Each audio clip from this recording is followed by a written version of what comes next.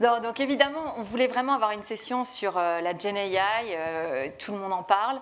On sait que de plus en plus, vous l'utilisez. Les retours qu'on a sur l'utilisation de la solution native qu'on a mis en place, je crois que c'est la plus grosse adoption de ces dernières années dans une feature qu'on lance comme ça. Donc évidemment, on voulait avoir les retours d'expérience un peu des pionniers, de ceux qui s'y penchent en ce moment. Donc voilà, c'est pour ça que vous êtes là tous les trois. Alors Vincent, vous allez vous présenter. Vincent, je te laisse te présenter. Toi, tu travailles chez Drawer. Drawer, déjà, c'est un e-commerçant de meubles, un pure player qui a une dizaine d'années et qui travaille à la fois sur sa marque Drawer, donc on va sourcer auprès d'usines, mais qui invite également ce qu'on appelle des marques invitées. Donc là, dans ce cas-là, on est revendeur. Donc ça nous donne un panel de fournisseurs qui est très différent en termes de maturité sur la donnée digitale et de maturité sur l'approche e-commerce. Donc ça, c'était un des enjeux qu'on avait chez Drawer. Donc en fait, nous, on fait environ 20 millions d'euros de chiffre d'affaires, on a 5000 fiches produits environ en ligne, avec des déclinaisons, bien entendu. Et on a effectivement ce panel de fournisseurs, on en a environ 40 qu'on doit traiter. Et pour gérer tout ça, on est une toute petite équipe, on est 21 collaborateurs. Donc on a des enjeux d'automatisation et de productivité qui sont extrêmement importants chez nous. C'est vraiment des drivers, notamment du projet qu'on a mené pour déployer Akeneo et Supplier Data Manager. Donc ce qu'on a fait il y a un peu plus d'un an maintenant et on est en live depuis environ 3 mois. Et on va en reparler après. On va en reparler juste après de comment tout ça a commencé pour vous. Je passe à Raphaël et je reviendrai après à toi, Frédéric. Raphaël, toi, tu travailles chez Synchrodiffusion. Qu'est-ce que tu fais? Quelle est ta mission? Et j'avais oublié de dire ça quand même. Vincent, modestement, n'a pas dit qu'il était aussi le gagnant de l'award de l'accélérateur cette année. Quand même. Et tu nous expliqueras après pourquoi vous avez gagné cet award. On va y revenir. Tu étais à Boston avec nous, du coup, pour récupérer ton award avec notre chère CFO Nadine. Et c'était un super moment. Donc, tu nous expliqueras après, dans la seconde question, pourquoi tu as gagné cet award. Et donc, je passe à toi, Raphaël. Je m'excuse. Merci beaucoup. Eh bien, enchanté à tous. Je suis Raphaël. Je fais partie de l'entreprise Synchrodiffusion. Synchrodiffusion, c'est une business unit du groupe Mobivia. Pour ceux qui ne connaissent pas Mobivia, les enseignes principales du groupe sont Noroto, Midas, Carter Cash, par exemple. Donc des enseignes ancrées dans le monde de l'automobile, qui est notre cœur de métier à la base, mais on a un petit peu fait de la différenciation sur nos produits au fil des années. Donc nous, on est la filiale B2B du groupe, je tiens à le préciser, historique. Et donc on est basé à Angers, Angevin, fier de l'être. Et donc nous, notre métier, c'est de distribuer des accessoires, auto à la base, mais avec maintenant des familles très larges. On a 12 000 produits environ, à des catégories de clients qui sont très différentes.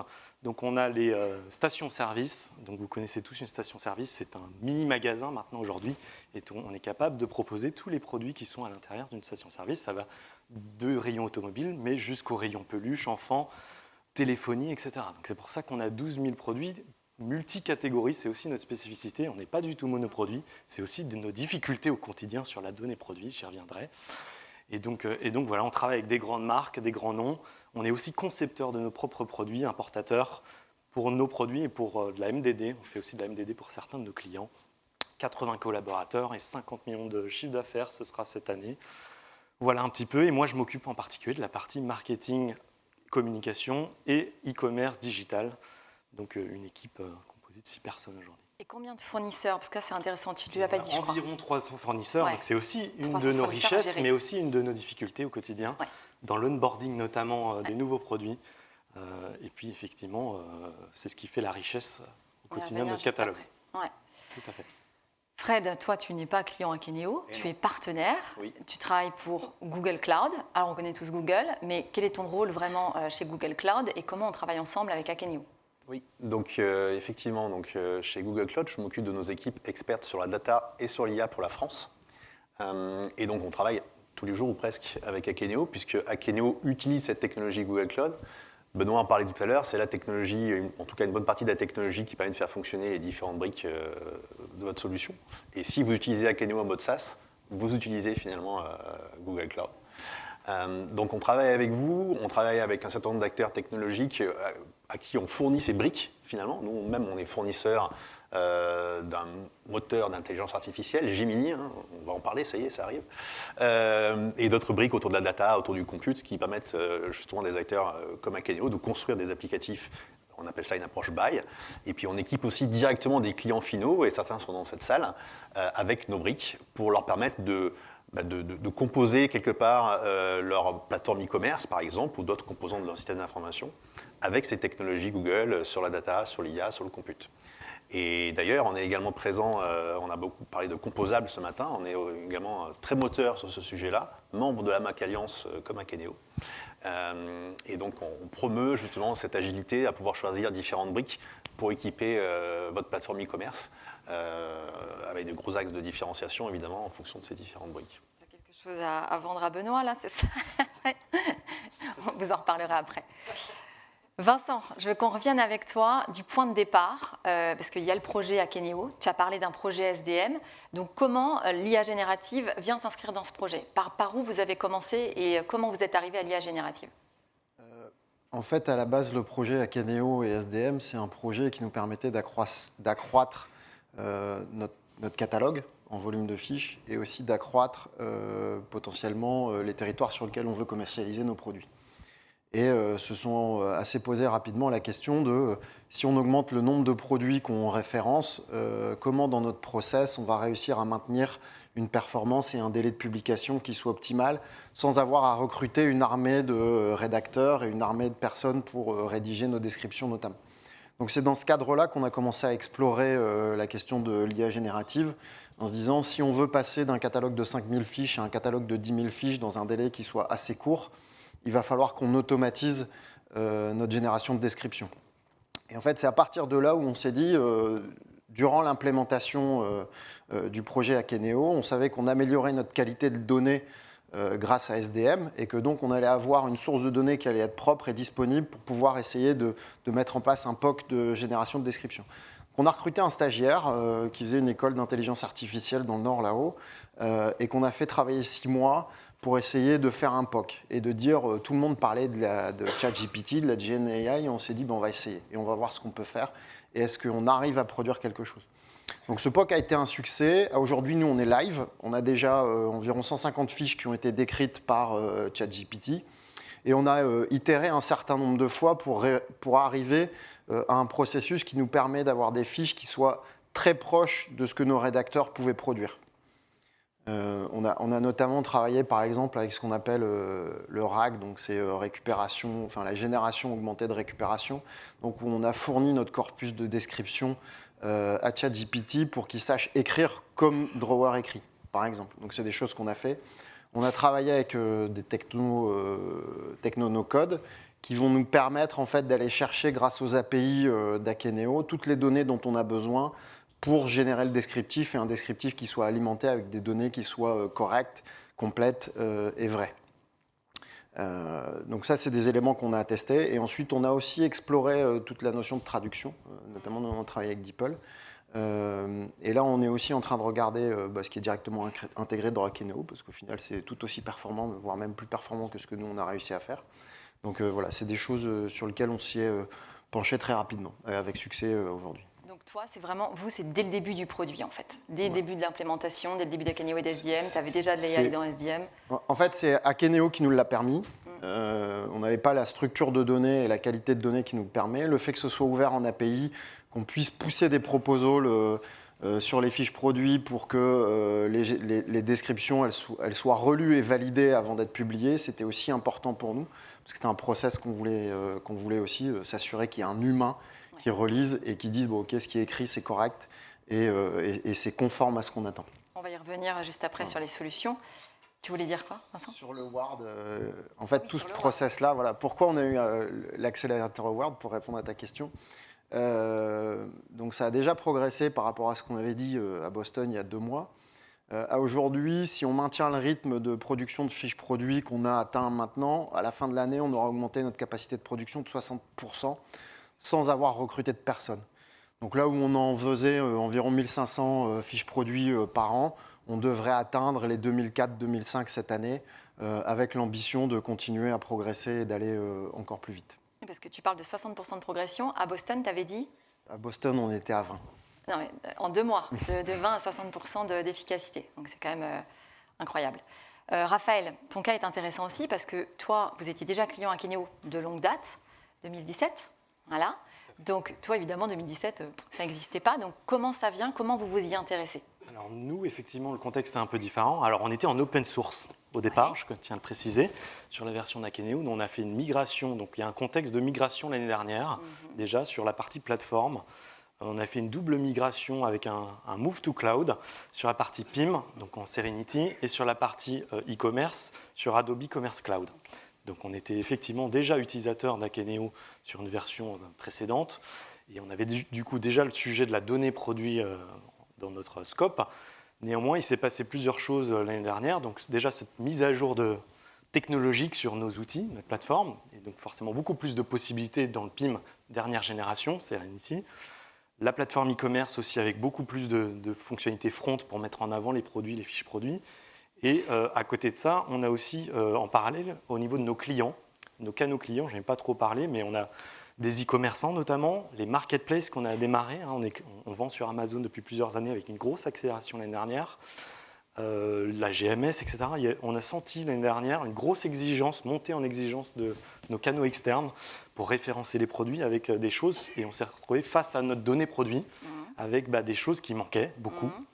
Et ça tombe bien puisque l'année 2023, c'était aussi l'avènement un peu de l'IA. Et donc les signaux se sont un peu alignés, on va dire, les planètes. Et donc on s'est retrouvé fin d'année, début d'année 2024, avec un enjeu client sur la donnée important, des canaux, que ce soit e-commerçants ou des réseaux traditionnels, et avec cette possibilité d'IA sous la main, et se dire évidemment, il faut qu'on démarre, il faut qu'on explore. Donc on a poussé pas mal en interne sur commencer à explorer. Donc là, c'est vraiment de la phase itérative.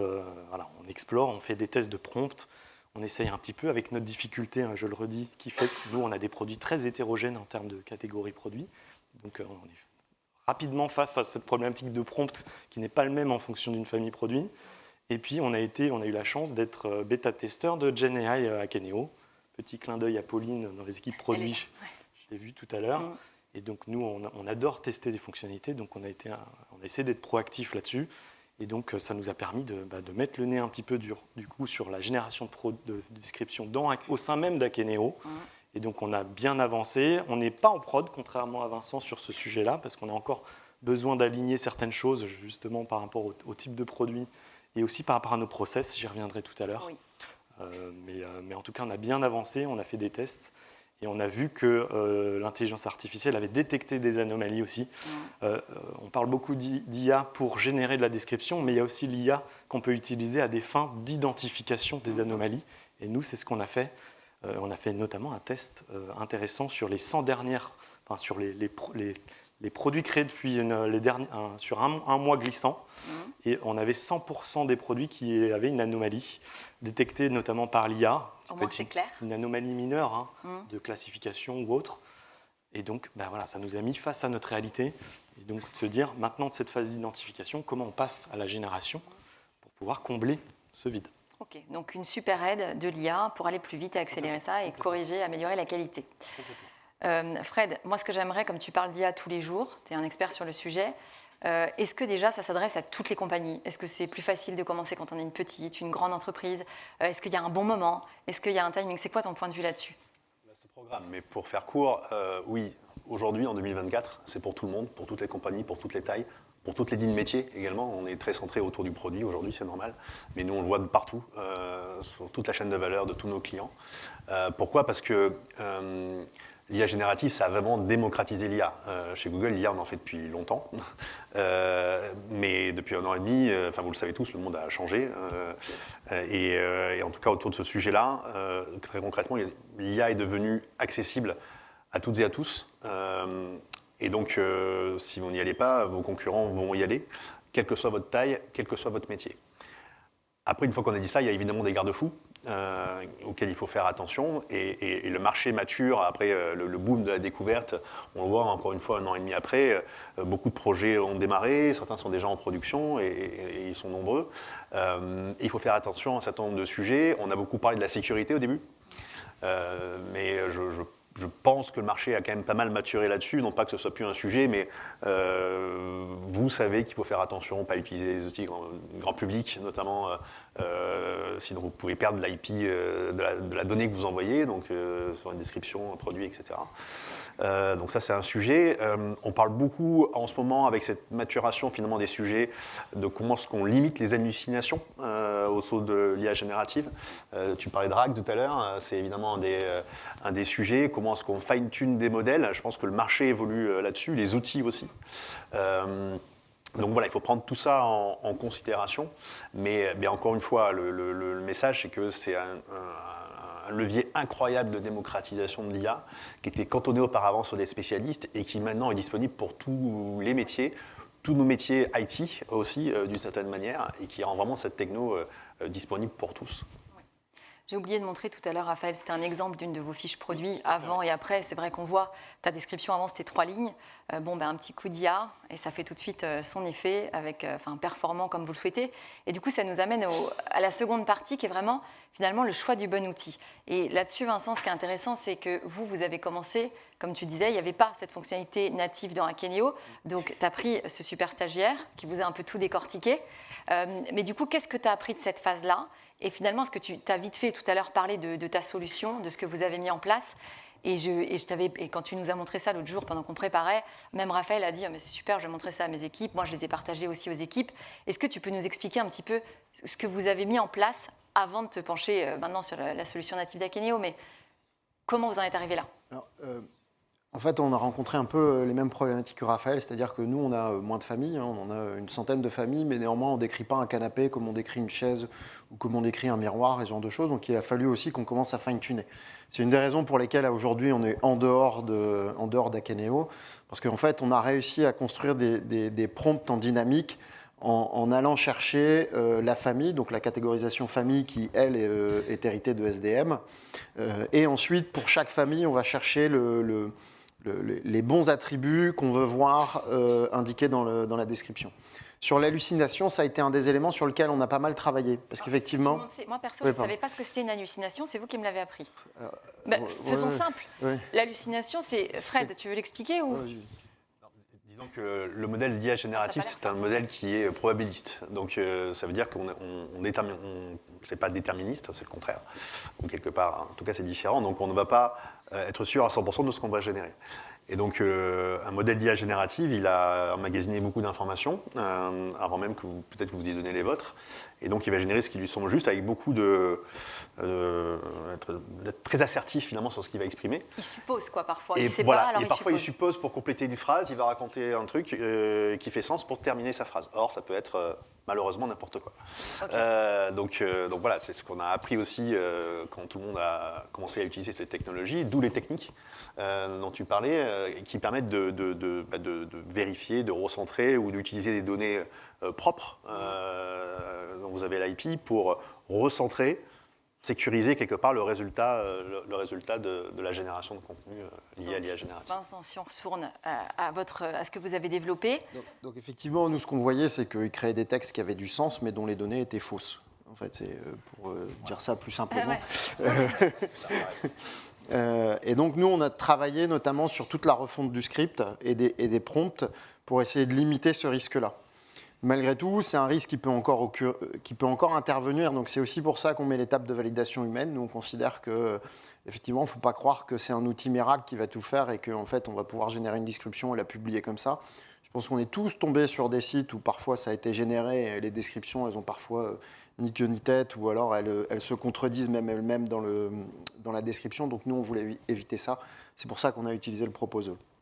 Ensuite, ce qui est important aussi, c'est qu'on a travaillé métier et geek main dans la main. C'est-à-dire que ce n'était pas un projet SI, c'était un projet de GeoTrouve-Tout. On était 2-3 GeoTrouve-Tout à aller travailler là-dedans. Et puis en fait, on a onboardé le métier pour qu'ils nous disent nous, cette description, elle ne nous va pas, ou cette façon de travailler, ça ne nous va pas, il y a trop de répétitions, ou ce genre de choses. Donc derrière, on faisait du fine-tuning de prompt. C'est ça que nous, on a souhaité déployer.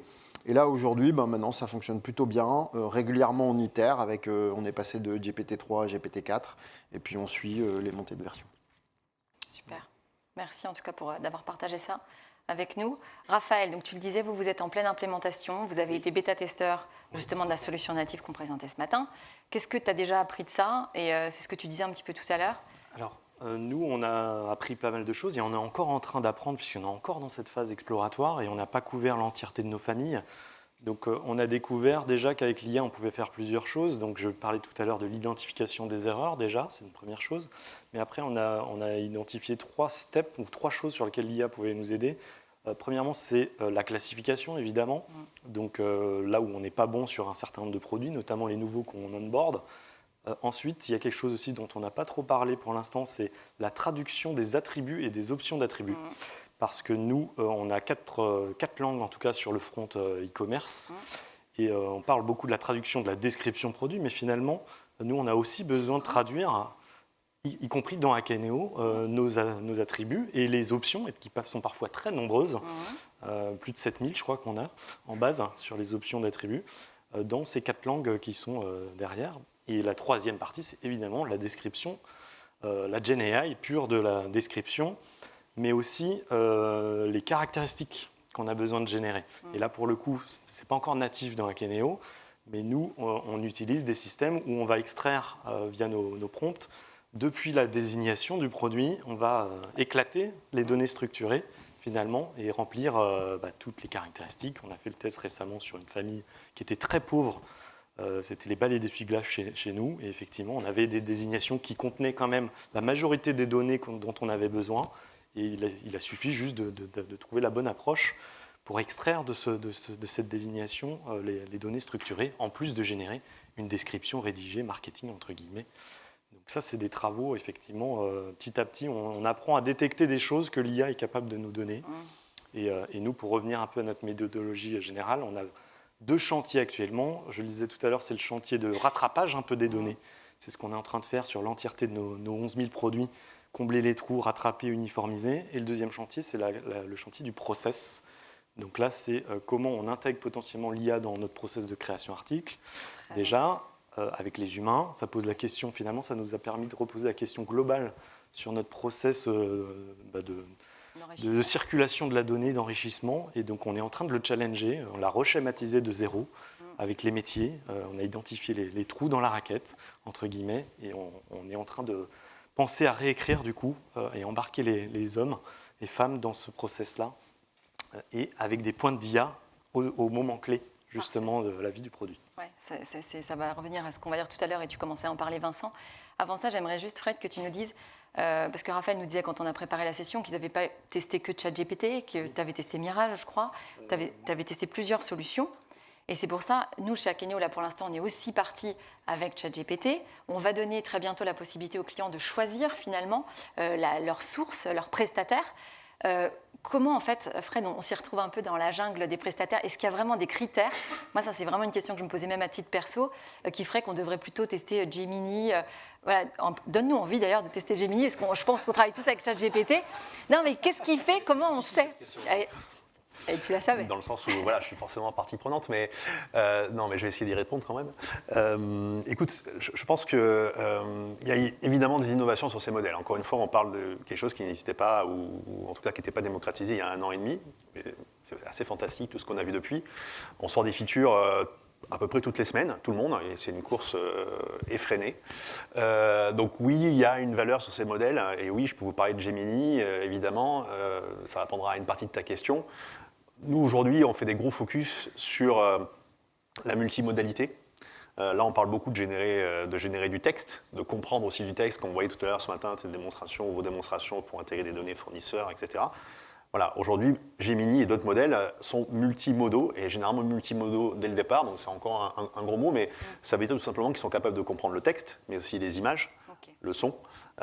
Et plutôt que de switcher d'un outil à un autre pour le faire, c'est important d'avoir tout ça intégré pour générer le contenu le plus adéquat et une description de produit. Ça peut aussi s'inspirer de l'image du produit qui vous a été fourni par un fournisseur, par exemple. Donc ça, c'est un premier point. Cet aspect multimodal, aujourd'hui, ça devient indispensable. Et ensuite, il faut parler de plateforme, puisque tu en parlais aussi, intégrer finalement cette IA dans vos workflows, dans les humains qui travaillent aujourd'hui pour enrichir des catalogues, etc. Et puis même plus globalement dans d'autres processus de l'entreprise, ça nécessite de s'intégrer dans vos systèmes d'information. Et donc il faut une plateforme qui soit capable de le faire, de manière agnostique également des modèles. Et nous-mêmes, Google, nous fournissons une plateforme qui s'appelle Vertex AI, qui permet justement de travailler avec différents modèles, un Mistral par exemple, ou un Gemini, et l'intégrer, le tester, le comparer, le tuner, et tuner ces modèles, les comparer pour les intégrer dans votre cas d'usage et aussi dans vos systèmes d'information. Et donc c'est deux axes ultra importants. Il y a certes le modèle, et je dirais qu'on s'est tous jetés dessus et continuer à le faire depuis qu'on parle de GenAI, mais il y a aussi la plateforme d'ailleurs qui permet de le tester, de le comparer, de le faire rentrer dans votre contexte. Ok. Et tu me fais une parfaite transition pour la dernière partie de cette session. Vincent aussi, tu as commencé à en parler, l'expertise humaine en fait qui est clé. Comment du coup, parce qu'on parle beaucoup de l'IA justement pour améliorer les performances humaines, comment tu as réussi à faire ce shift en fait, des mentalités? Est-ce que c'était facile et évident pour tout le monde? On le disait, on a fait ces sessions-là à Cologne, à Londres aussi. J'avais par exemple Karl Lagerfeld qui nous racontait que du coup ça a changé aussi le rôle des gens qui deviennent justement des experts sur les prompts, c'est-à-dire que mieux que personne ils connaissent les produits et on se sert d'eux pour avoir les super prompts qui vont bien aller. Comment toi ça a été pour faire ce changement, pour inclure les équipes? Alors facile, non. C'est rarement facile pour les équipes métiers de s'approprier des nouvelles technologies. Moi, l'exemple que j'ai, c'est qu'effectivement, l'équipe métier, elle a travaillé avec une équipe de rédacteurs qu'ils ont sélectionnés, qu'ils ont monté en compétences. Ça fait 3 ans qu'ils travaillent. Pendant 6 mois, ils les ont corrigés. Puis depuis, le rédacteur, il sait exactement faire ce qu'il faut.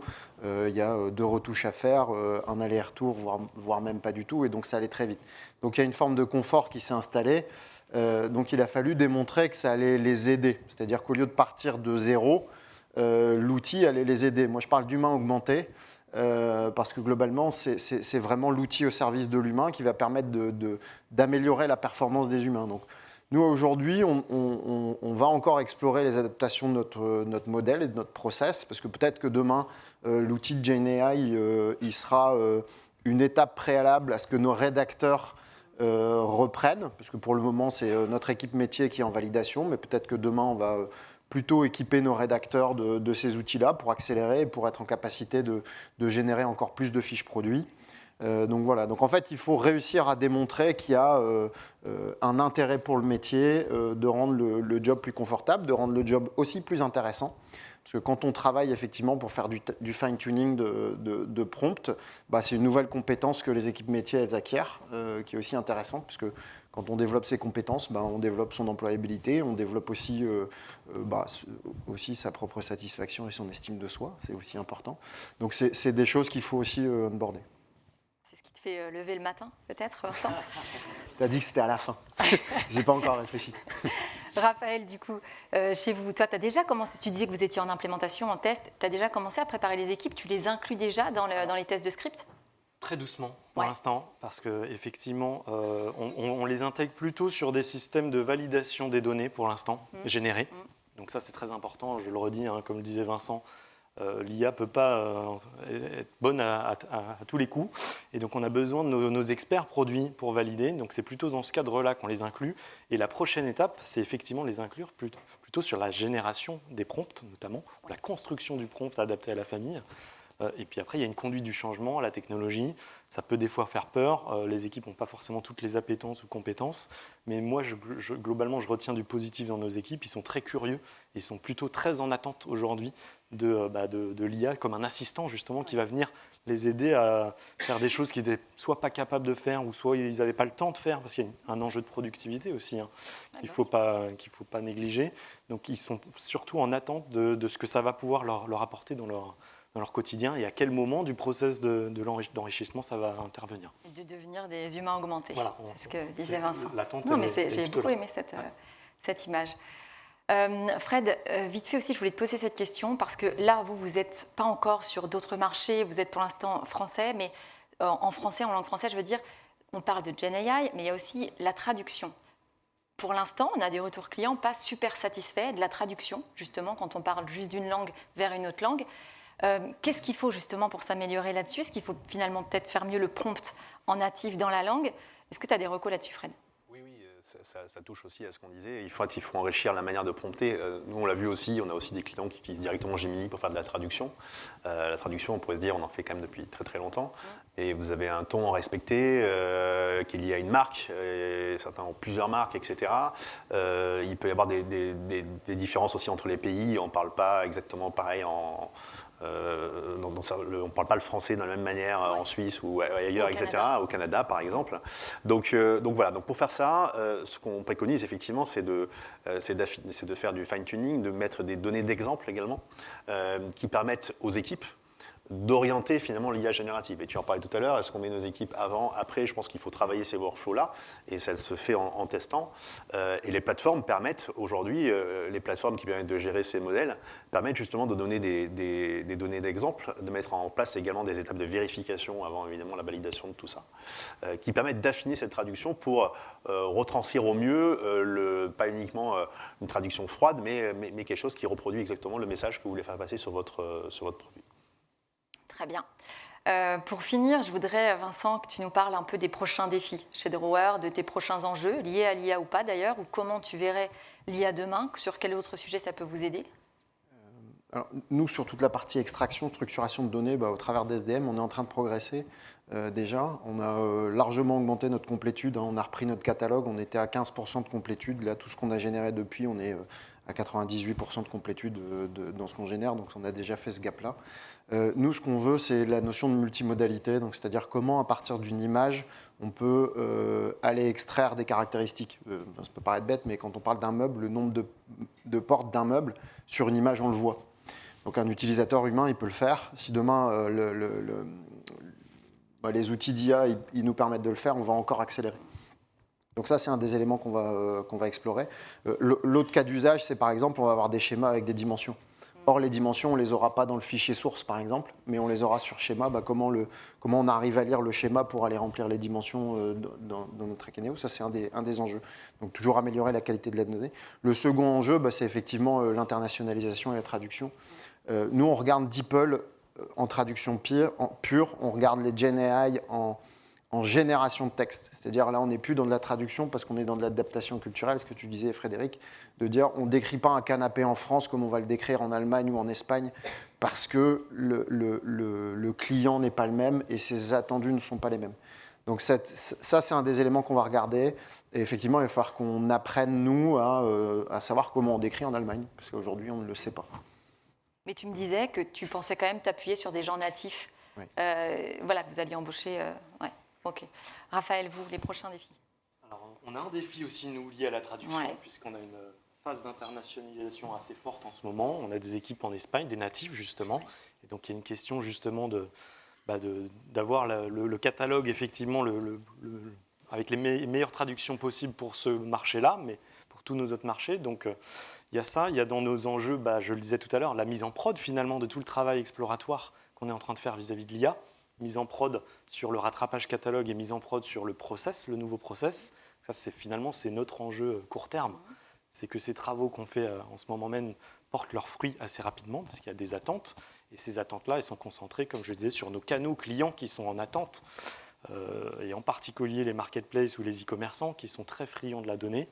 Ouais. Et donc, ils savent nous le reprocher d'ailleurs, très facilement quand on n'est pas bon.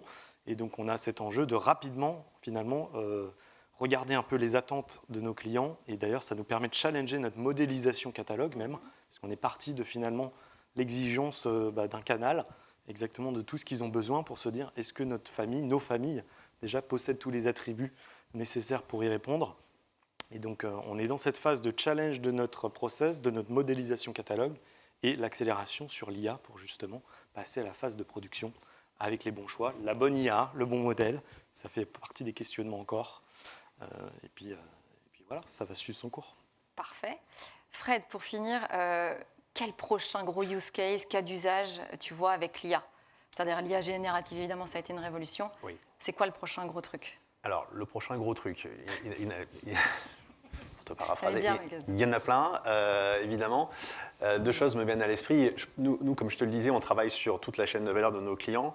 On travaille beaucoup sur l'axe supplier. Vous aussi, vous en parlez ce matin, avec notamment la partie intégration de données de vos fournisseurs.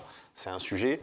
La multimodalité a un sens aussi parce que comprendre un document avec des dimensions comme tu l'as expliqué, c'est super intéressant. Donc c'est un gros sujet aujourd'hui chez Google. C'est lié aussi à tout ce qu'on peut faire encore une fois plus largement autour de la supply chain, comprendre aussi via leurs contrats, via ce qu'ils expliquent sur leur site, vos fournisseurs, les fournisseurs, mieux pouvoir les rater, les cadrer. L'IA générative est beaucoup utilisée là-dessus. Donc ça c'est pas peut-être le prochain use case, on est déjà en train de travailler là-dessus. Ce qui arrive un petit peu plus tard, et ce sur quoi on travaille, nous, d'un point de vue plus technologique, c'est le temps réel. C'est faire en sorte que votre IA générative, elle aille beaucoup plus vite que ce qu'elle va aujourd'hui. C'est pas répondre en quelques secondes, c'est répondre en quelques centièmes de seconde pour avoir de vraies conversations. On a lancé la semaine dernière un Gemini Flash, par exemple, qui va encore plus vite pour amener des réponses. Et il y a des usages, des projets, on appelle ça des projets chez Google, comme le projet Astra, on vous invite à vous renseigner là-dessus, qui vise à montrer que finalement, avec un simple téléphone, en le baladant dans cette salle ou de manière plus proche de vos métiers, dans un entrepôt par exemple, on est capable, en temps réel, de scanner des parcelles, des documents, des vignettes sur des cartons, etc. Et d'en extraire de l'intelligence en temps réel à toute vitesse. Okay. Et ça, c'est pour nous, potentiellement, une des prochaines ruptures autour de ces sujets-là. En tout cas, oui, ça va aider beaucoup de gens, voilà. Ceux qui travaillent avec les fournisseurs notamment. Tout le monde commence à avoir faim, je pense. Mais on peut évidemment pas finir en une phrase. Vincent, qu'est-ce qui te fait lever le matin? Tu me l'as demandé. Mon café. Ton café, ok. Non, ça me réveille le matin. Non, mais qu'est-ce qui te motive là, dans tes missions chez Drawer, dans tout ça? Moi, ce qui me motive, c'est d'apprendre des nouvelles choses. Donc, le pilotage du projet Akeneo SDM et GenAI a été assez intéressant parce qu'on est allé explorer beaucoup de nouvelles technos, on a joué à beaucoup de trucs, c'était assez sympa. Et moi, c'est vraiment ce qui me drive au quotidien pour le boulot. T'es un geek? Un peu. Ouais. Raphaël? On est deux geeks alors, parce que moi c'est exactement pareil. Réponse. Moi c'est la curiosité qui m'anime au quotidien. Les nouvelles fonctionnalités, j'adore dans tous les outils, on est très friands, très curieux, l'innovation, moi, de manière générale. Puis la deuxième chose qui m'anime, c'est quand même les équipes. Donc là, le côté faire grandir, progresser ensemble et voir des gens décoller. Super réponse. Dans les équipes. Et toi, Fred? Alors je suis geek aussi, assumé. C'est important d'être geek aujourd'hui et j'ai aussi la chance de travailler avec des équipes qu'il faut animer vers l'impact qu'on veut qu'elles aient justement. Alors nous, on est fournisseurs quelque part de ces technologies et donc il faut toujours balancer ce côté geek avec l'impact et notamment l'impact métier que peut avoir cette technologie. Donc moi, ce qui me fait lever le matin, c'est d'aider justement ces personnes à être plus pertinente et à mieux mapper finalement cette technologie innovante. Il y a encore une fois en ce moment sur l'AI, il en sort tous les jours. Tous les matins, il y en a une nouvelle. Mais comment est-ce que ça va aider nos clients? Comment est-ce que ça va aider le métier de nos clients? Parce qu'on est à la fois des passionnés de la techno, mais on est aussi des passionnés du métier. Et donc, voilà. Vulgariser et faire matcher tout ça. Voilà, j'ai appris des mots grâce à vous. Si je dois résumer, voilà ce que je retiens de vous. Ça, c'était Vincent qui l'avait dit. L'IA renforce nos capacités, mais elle n'est pas une solution miracle. Utilisons l'IA pour autonomiser nos équipes et enrichir notre expertise plutôt que de la remplacer. L'un ne va pas sans l'autre. L'expertise humaine reste cruciale, c'est ce que vous disiez. Celle-ci, Vincent, tu m'avais corrigé d'ailleurs, et je te remercie. L'implémentation de l'IA offre une efficacité accrue. Moi, j'avais mis sans nécessité de gros investissements et de temps. J'avais mis que c'était assez rapide. Et Vincent m'a dit non, on ne peut pas dire ça. Ça prend quand même du temps. C'est du temps dans les prompts, d'améliorer les prompts. Donc, ouais, c'est pas coûteux, mais par contre, ça prend du temps de bien le faire.